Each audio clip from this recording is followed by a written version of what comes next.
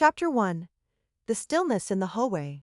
The wine glasses clinked together with a crystal-clear note that seemed to hang in the air of their candlelit dining room.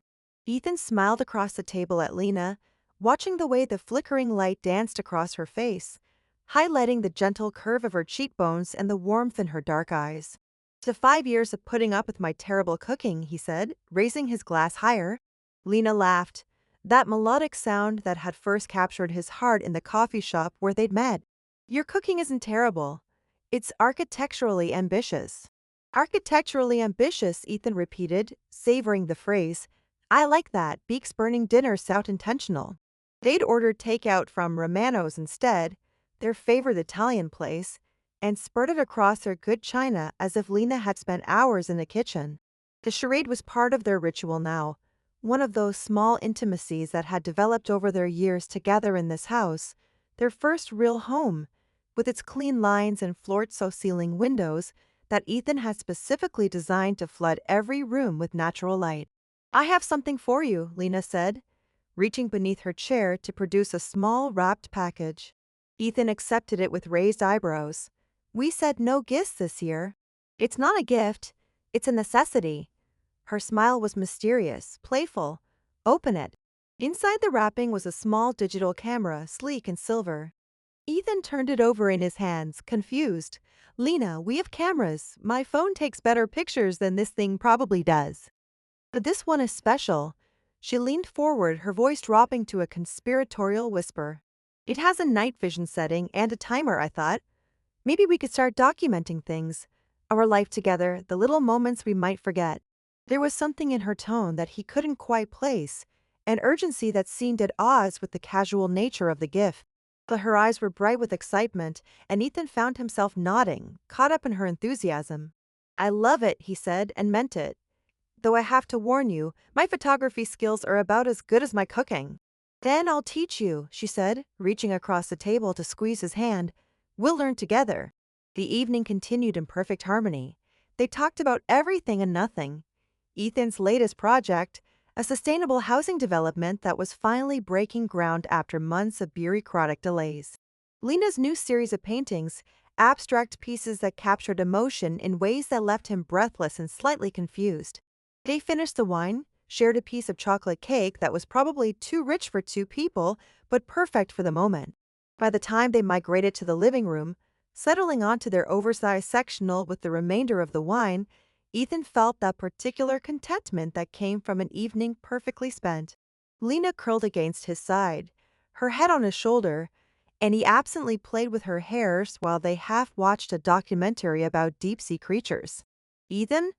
Her voice was soft, almost lost beneath the narrator's discussion of bioluminescent fish. "Do you ever feel like we're being watched?"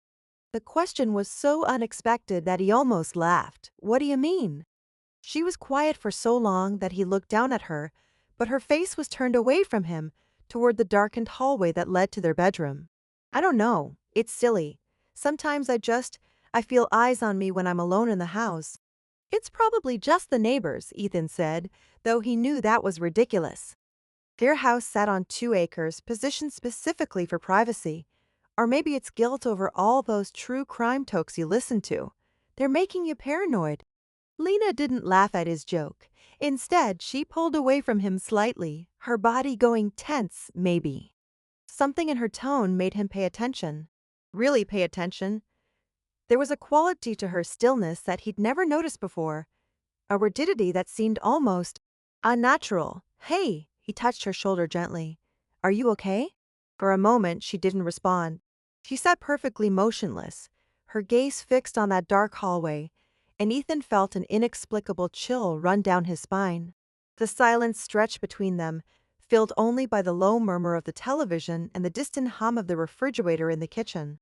Then, as if a switch had been flipped, Lena blinked and turned back to him with a smile that seemed almost too bright. "Of course. Sorry, I was just listening." "Listening to what?" "The house," she said simply. "Sometimes it talks to you if you know how to listen." Ethan studied her face, looking for some sign that she was joking, but her expression was completely serious. "Lena, houses don't." "I know what houses do," she interrupted. and there was a sharpness in her voice that he'd never heard before. I know what they don't do, too. The moment hung between them, strange and uncomfortable. Then Lena seemed to shake herself, and her familiar warmth returned. I'm sorry. I think the wine is making me philosophical. And weird, apparently. Ethan wanted to pursue it, to ask what she'd meant about listening to the house, but the moment felt fragile somehow, as if pressing might shatter something important. Instead, he pulled her back against his side and tried to focus on the documentary, though his attention kept drifting to the way she held herself now. Alert, almost vigilant. They went to bed an hour later following their usual routine. Lena brushed her teeth while Ethan checked the locks on the doors, a habit left over from his childhood in a less safe neighborhood. When he returned to their bedroom, she was already under the covers, but she wasn't asleep. She was staring at the ceiling, her eyes wide and unblinking. Can't sleep? He asked, sliding in beside her. Not yet, she murmured. I'm still listening. Ethan propped himself up on one elbow to look at her. In the dim light filtering through their curtains, her face looked almost ethereal, like a marble statue carved from moonlight and shadow. What are you listening for? Changes, she said without looking at him. You have to pay attention to changes.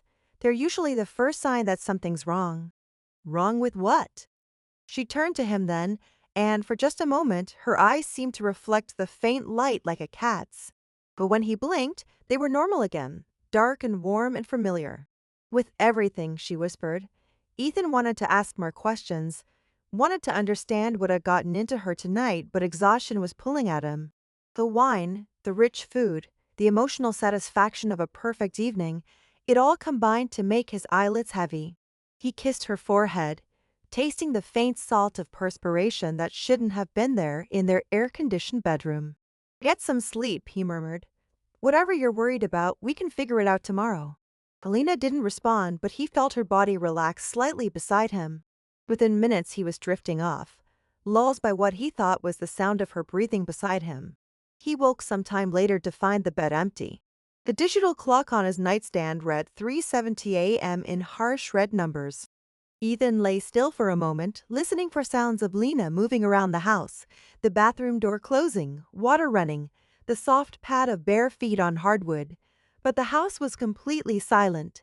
He sat up, suddenly wide awake. Lena. No answer. Ethan swung his legs out of bed and padded barefoot toward the bedroom door, which stood slightly ajar. The hallway beyond was dark, lit only by the faint glow of the security system's status light near the front door. Lena, he called again, louder this time. Still nothing. He made his way down the hall, checking the bathroom first, empty. The guest room, her art studio, the kitchen, all empty. It wasn't until he reached the living room that he found her. She was standing in the exact center of the room, facing the television. Her back was to him, her posture perfectly straight, arms hanging loose at her sides. She was wearing the same silk pajamas she'd gone to bed in, but somehow they looked different now, less like sleepwear and more like a shroud. Lena! His voice came out as barely more than a whisper. She didn't move, didn't acknowledge him in any way. She simply stood there motionless, facing the blank screen of their wall-mounted TV. The remote was on the coffee table, where they'd left it, untouched. Ethan approached slowly, his bare feet silent on the cold hardwood. As he got closer, he could see that her eyes were open, staring at the dark screen with an intensity that made his skin crawl. Lena, what are you doing? Nothing. Not even a twitch to indicate she'd heard him. He reached out to touch her shoulder, then hesitated. Something about her stillness felt wrong, unnatural. People didn't stand like this. Perfectly balanced, perfectly motionless, like a statue that had been placed rather than a person who had chosen to stop. Lena, you're scaring me. At that, finally, she blinked. Once, slowly, like a camera shutter closing and opening again. I'm listening, she said without turning around. Her voice was flat, emotionless, completely unlike the warm, animated woman he'd fallen asleep beside. Listening to what? The TV isn't even on. It doesn't have to be on, she said. Sometimes the most important things come through the static.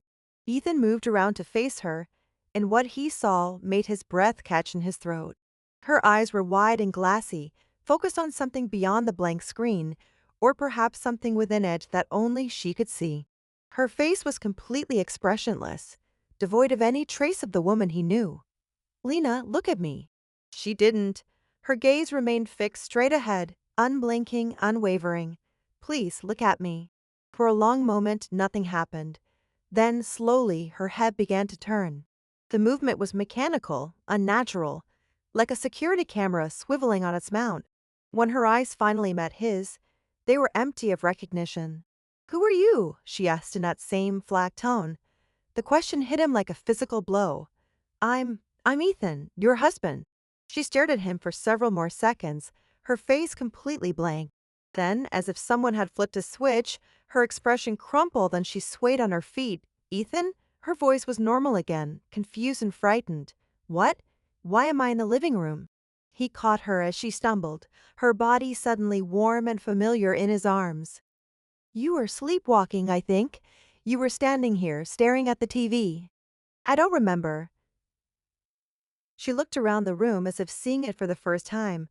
"I don't remember getting up. I don't remember walking here. I was in bed and then, and then I was here with you." She looked up at him, and he saw his wife again in her eyes, confused, vulnerable, but unmistakably Lena. "Did I say anything?" Ethan hesitated. The memory of her empty stare, her mechanical movements, her complete lack of recognition, it all felt like something from a nightmare, too strange and disturbing to be real. Maybe it had been sleepwalking. Maybe there was a perfectly reasonable explanation. "You said you were listening," he told her gently, "to the TV." Lena frowned. "But it's not on." "I know, that's what I told you." She was quiet for a moment, and he could almost see her trying to access memories that weren't there.